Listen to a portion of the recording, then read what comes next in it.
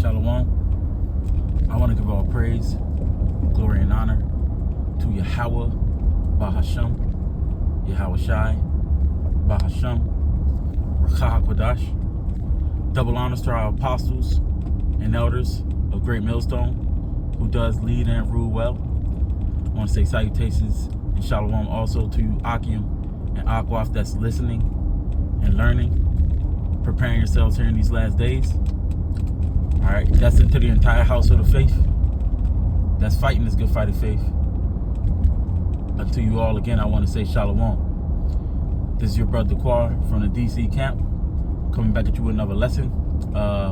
Pretty much your words to my thoughts, as I'm in transit. But I woke up with this thought on my mind. I'm entitled it Vision and Foresight. All right. And the first scripture I want to get is Hebrews 11:13. It says, "These all died in faith, not having received the promises, but having seen them afar off, and were persuaded of them and embraced them." This is a certain. It says, wait, let me just finish it off.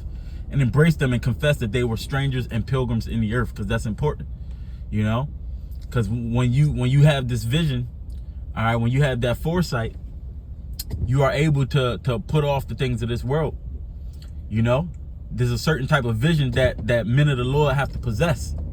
And it's not just the ability to see what's happening right now, but to see what's happening afar off. Just keep happening. I don't know why this thing is broken. Anyways, yeah, man, that's vision and foresight right there, man. To see where something is going before you actually get there. All right, so our forefathers in that chapter, the Hebrews, the 11th chapter, they didn't receive everything that they was promised in their lifetime, but they seen it afar off, man. And this is why it's scripture say faith in that chapter, beginning of that chapter, it says, now faith is the substance of things hoped for and the evidence of things not seen, man. So you got to be persuaded of these things, man. But because they could see it, they were able to be persuaded of it. And because they was persuaded of it, you embrace it, man. And when you embrace it, then you learn to live for it, man. And this is because this belief, this vision, it shapes how you live, man. You have to be able to see beyond this life. All right, this is 2 Corinthians 4 and verse 18. It says, "While we look not at the things which are seen, but at the things which are not seen. For the things which are seen are temporal, but the things that are not seen are eternal." All right. So we got to look at the things that are not seen, man. And that goes into these promises. And that's the difference right there, man. Okay? The average person, the natural man, they going to look at what's directly in front of them. What can I get now? How can I enjoy this life? How much money can I make, man? How much pleasure can I experience now? When you read Wisdom of Solomon, that's the mindset of the wicked. All right? That isn't how we should be thinking. When you know these scriptures and you reason with it, your mindset is completely different. That's that you only live once spirit, man. If this life is all you can see, then naturally you're gonna try to squeeze everything you possibly can out of it, man. But when you got this vision, you're able to understand, man, this isn't all that there is. This isn't the end all be all. People can't even see beyond America. Everything we can physically see right now is temporal. So You know, why would you sacrifice something eternal for something that's temporary? And that's this world, this life. You know, but some people can't see it far off. 2 Peter 1:9, it says, but he that lacketh these things is blind and cannot see it far off, man. So some people are actually blind. This is what the scriptures talk about, spiritual blindness, and they're not able to receive this gospel. You know, so you can have everybody got eyes, you know, but they're not able to see. That's why the scripture says him to have eyes to see and ears to hear. It says that because it's not given to everybody. You know, people can't see where their decisions is going to lead them up to. You know, like the scripture said, there's a way that seemeth right unto man, but the end thereof are the ways of death. And this is why foresight is so important, man. Because before you make a decision, you gotta ask, you know, where it's gonna lead you to, man. Not just how it's gonna make you feel, or how does it make you feel in the moment. All right, and this is one of my favorite scriptures, Psalm 73 and verse 17. It says, "Until I went into the sanctuary of the Most High, then understood I therein."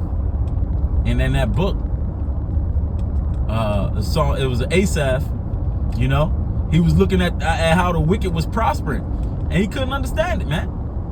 They looked like they was winning, and that's what you when you got when you're looking at it from carnal eyes, that's what it looked like, man. But once you enter into this sanctuary, man, and the Lord give you that ability to see their end, you know, that's when you understand, man. And that's what the scriptures do for us. It shows us where the path ends, man. We don't have to experience everything to know where it ends because we see it in the scriptures. The scriptures give us that foresight, man. All right, so if you have that ability, that's what we're supposed to hold on to and live by. Matthew 13:16 says, "But blessed are your eyes, for they see, and your ears, for they hear." Again, not everybody have this vision, man. Everybody can look at the same world, you know. We giving them these warnings, and we reading the prophecies, but not everybody can see what we see, man. And that's the difference, and that's how you know it's spiritual, man. All right, let me get the other scripture I was thinking of. Proverbs 29.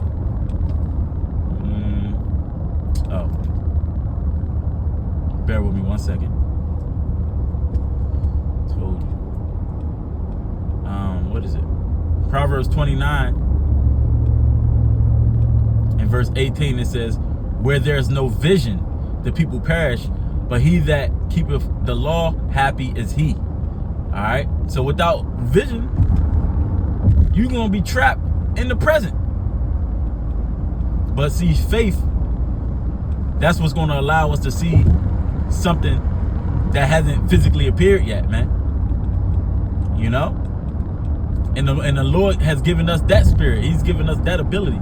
All right, this is 1 Corinthians 2:9. It says, "I have not seen, nor ear heard, neither have entered into the heart of man the things which the Most High prepared for them that love Him." All right, but the Most High revealed them unto us by His Spirit, man.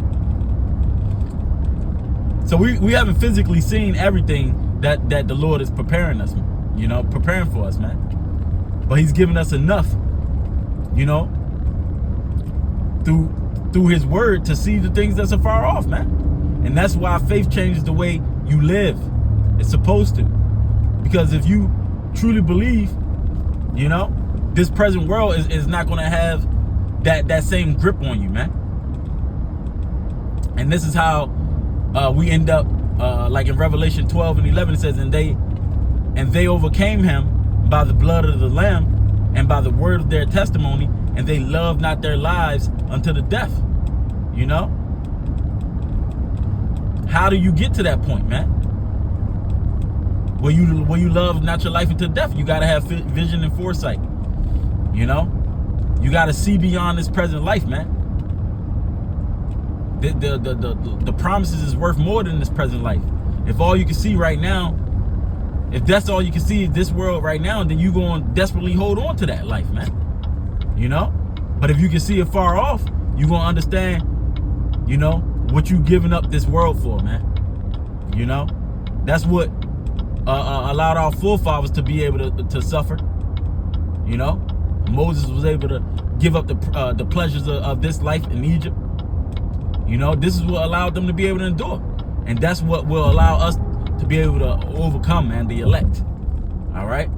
So, you know, that's pretty much it, man. You know? You got to get away from that YOLO mentality, man, who only see this, you know, who can only see this life, you know? People who can only see this life is going to only live for this life, man. You know?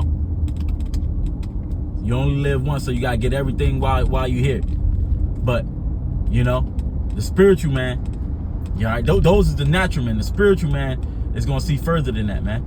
You got to see beyond the pleasure, the money, the suffering, everything. You know, you understand that there's an end to this. You know, and that's why, you know, the faithful, you know, is ultimately going to change their actions, man. So, hey, this present life is not more than what the Lord already promised us, man. So you got to be able to see these things afar off. Shalom.